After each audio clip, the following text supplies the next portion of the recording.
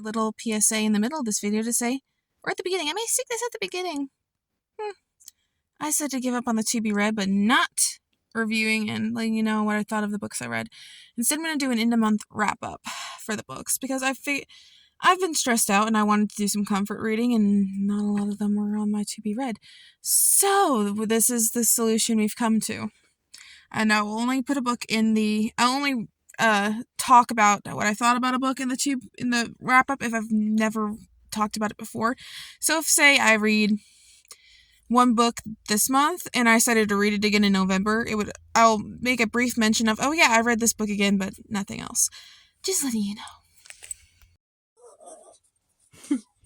Yeah, don't expect anything about my attire to stay consistent throughout this entire video, because I'm recording these as I finish the books. Otherwise, I'd forget what I just fucking read. Old Yeller, I finished most of it in one day, then I finished it like yesterday in like an hour. Because it's not a very long book. And it did not make me sad like I thought it would. Like, I've read it before, and it's one of my favorite books, but I thought, you know, I've got a feeling this is going to be something that pushes me over the edge and makes me completely sad. Nope. Am I just desensitized by now? Probably. I should probably grab the book. And there are 2 sequels to this book. I have Savage Sam. I think it's called Little Arliss. And you're not expecting me to say that character's name correctly throughout this entire video. I am physically incapable of saying that name correctly, as I have discovered. I've never seen a copy of the 3rd one. I'm sure if I looked hard enough I could probably find one, but I keep forgetting how short this book is. It's only 117 pages. So, it's not shocking I was able to finish this fairly quickly. I finished Crooked Star's Promise, a Warriors Super Edition, in a day. If I really put my mind to something, I can finish a decently long book in a day. This does not shock me that I finished this uber quickly. So basically the story is, it takes place in Texas, post-Civil War. I think it's supposed to take, you know, late 1800s, early 1900s, does it say? It's like frontier Texas. Oh yeah. It says like he came in the late 1860s. So yeah, this takes place in the 1860s. And it follows a frontier family. There's a mother, a father, and then 2 sons. I think Travis is either 12 or 14, and then Arliss is like 5. Because I forget. This is why I'm not supposed to wait too long before recording these, but I did not feel good yesterday and the day before, because I overdosed on caffeine. How anyone let me get away with that, I do not know, but I overdosed on caffeine.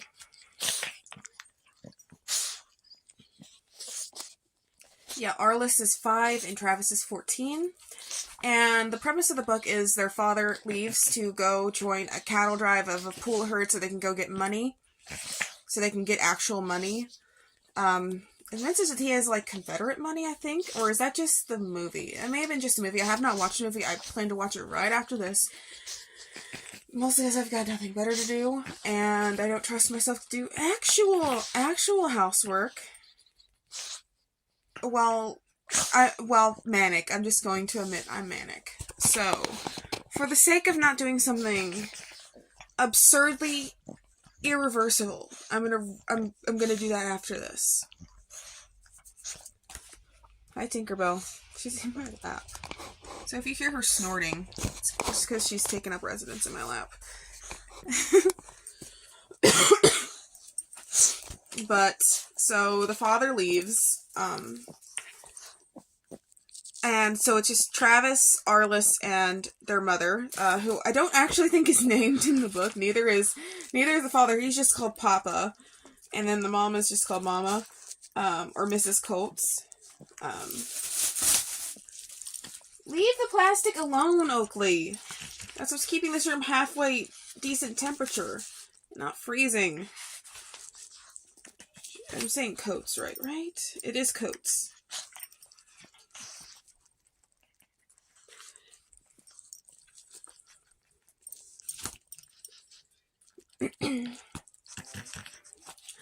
Yeah, so he leaves, and there's like foreshadowing where the father says that Travis really wants a horse to ride, but what he says, what you need more than a good horse is a good dog. And he goes on to say how they did have a very good dog who died, and Travis doesn't want to replace it, which, honestly, Travis, yeah, I kind of understand why you're sort of hurting about that. So the father leaves, and then suddenly, a big, one-eared, nub-tailed, yellow dog shows up and steals a piece of meat. Very intelligent, jumped up on a barrel and yanked the meat where it was hanging up down. And Travis is pissed. Like, he's pissed, so he goes and, yells at the dog, and the dog just acts so fucking dramatic. And that gets Arliss's attention, and Arliss is just like, this is my dog now, and Miss Coates is just like, Travis, let him have the dog. And he hates this dog. For a good little bit. But then Old Yeller, as they call him, saves Arliss from a bear. And Travis is like, okay, the dog's pretty okay. And it's basically this dog helping this family immensely for like months. Really? Did you have to hit the phone? Really? And he actually ends up saving every member of the family. He saves Arliss from the bear. He saves Travis from some hogs. Which hogs are fucking scary. Hogs are fucking scary. So he saves them from hogs, and then he ends up saving Miss Coates and their neighbor Lisbeth? It's not Elizabeth. Is it just Lisbeth? I swear I just fucking read this book.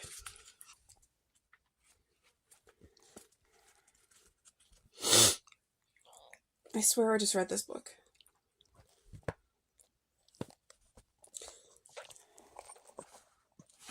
Now that I'm looking for it, I'm not going to be able to find it in a somewhat... Yeah, just Lisbeth. From a rabid wolf. And unlike in the movie, I do remember the movie, they lock up Yeller in for a while to see if he got sick with rabies. It's called hydrophobia in the book.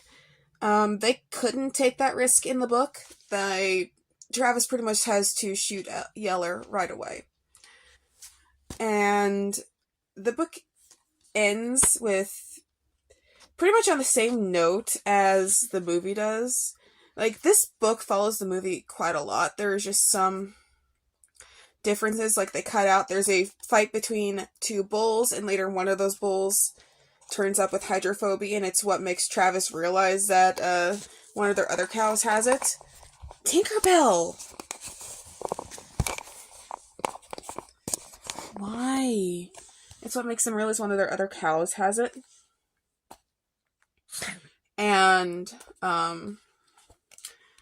there's, I can't remember the scene of them staying up all night in the corn patch, defending it from raccoons is in the book or not, but, is in the movie or not. I'll probably sound like an idiot in about 2 hours after I'm finished and I sit down to do this again.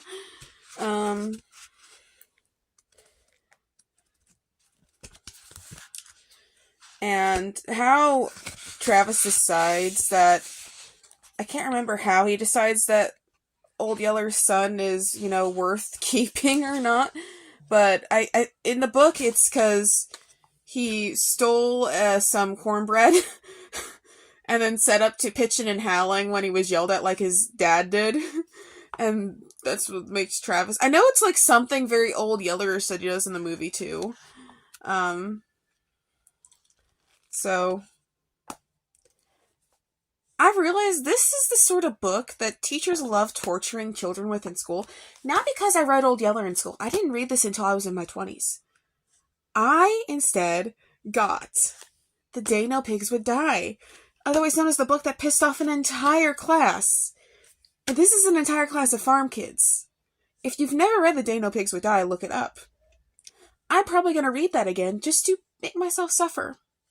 But I am currently on the book buying ban, so that's going to wait. And if I start justifying buying books specifically for this to-be-read series, that defeats the purpose of having this to-be-read series. Because I am not a bookworm. I am a book dragon. I fucking hoard books. I will read about 1/4 of the books I actually buy. That's why this to-be-read series exists. To make me read. So, with that out of the way...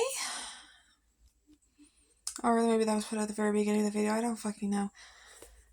This is a My Name is America book, and it is a spin-off of the Dear America books. If I think most people, if you grew up in the United States from like early 2000s onward, and you were assigned female at birth, you probably read the My America books. They're set up as like diaries, and they're historical. Basically, like the My America books were diaries of girls throughout history. There were, I know, two. A Picture of Freedom is about a slave girl who eventually goes on to work in the Underground Railroad. And I Thought My Soul Would Rise and Fly is about another African American girl who is growing up in the immediate aftermath of the Civil War. I liked both of those as a child, so that's fresh in my head.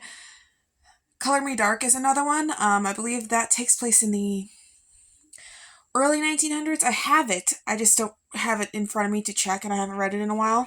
Another one of my favorites. Another one of my favorites was A Red Line in the Sand, which is about a girl in Texas, and it's about the Alamo. So yeah, I found this randomly at a thrift store, and I did not know the series existed before then. This is the only one I have so far. I've got a couple of more I want to get if I can track them down.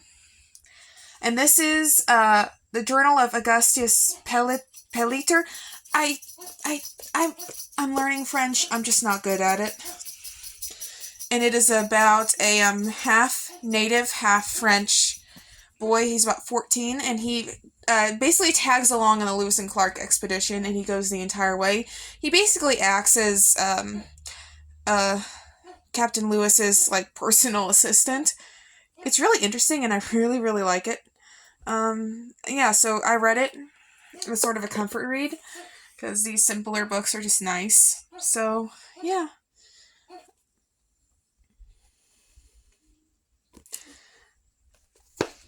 There's not much to say about the book. It's just a bunch of journal entries about the whole expedition, which is interesting. Not all of these are going to be deep. A lot of them are just going to be, I like the book. At least I'm reading again. Alright, so I'm in the middle of getting ready for work. I got called in, but a couple days ago I finished Neil Gaiman Norse Mythology for the second time. And I realized if I didn't film this now, I was not going to get it filmed at all. So this is a book I would recommend for anyone who wants a nice, easy introduction to Norse mythology without having to, slug through the two books known as the Eddas. Neil does a great job of summarizing in a fun way these stories. Really interesting, and it really doesn't feel like you're reading anything at all. It's so fun, and it's so easy to get through. So would I recommend this as a replacement for reading the Eddas, especially if you are thinking, seriously, with Norse paganism? From a Norse pagan? No. Read the Eddas, guys. Come on. But if you just want to know more about Norse mythology, I really recommend this one. And also, fun fact, this is the only other Neil Gaiman book I have read besides Good Omens. I have not read American Gods yet. I will read American Gods eventually. Just not